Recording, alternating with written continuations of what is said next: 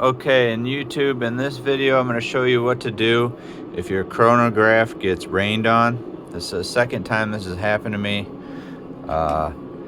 It's a cheap Caldwell Precision. Man, is it built like an American machine. I mean, it is so easy to take apart and fix. I can't believe it. Everything is modular. Everything has connectors, and it's really slick. It's like somebody actually designed this in the United States.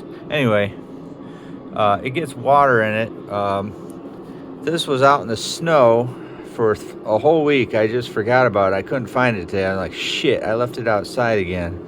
And it had snow all over it. It had been raining for 3 days, and it was completely a frozen icicle.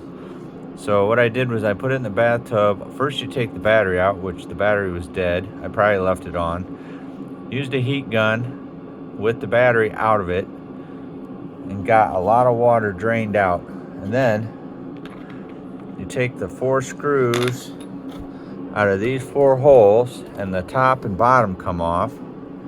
So you just take these 4 screws out, and they're just basic I think these are some kind of a wood or these aren't even, these kind of screws is weird. Anyway, take those screws out, and then these are your sensors. You have 2 sensors. So you take 4 of these out, and then on this one you have to take these 4 little tiny ones out. I already did this one, but it just takes this panel off, and they're just tiny screws, and it just pops right off. So it's exactly the same thing as this. And then once you open it, there's a plastic panel in here, and you have to get it to fit just right so the notches, it won't be able to close unless you have it in the correct orientation. You're just gonna have to figure it out. It's not hard.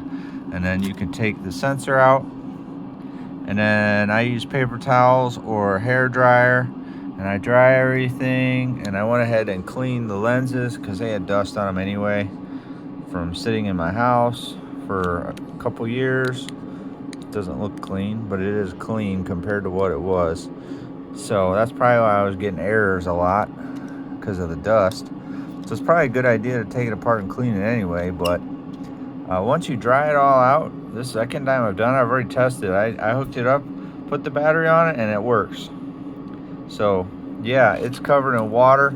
You know, I took this one out just to make sure there was no water under here, because water can get in any of these holes. But everything is just screwed nice, like an old computer made back in the 80s when you could actually work on them. Anyway, I just thought I would show you. So if it rained on it, it doesn't work anymore, take it apart and dry it out, and it's gonna work again. Thanks for watching.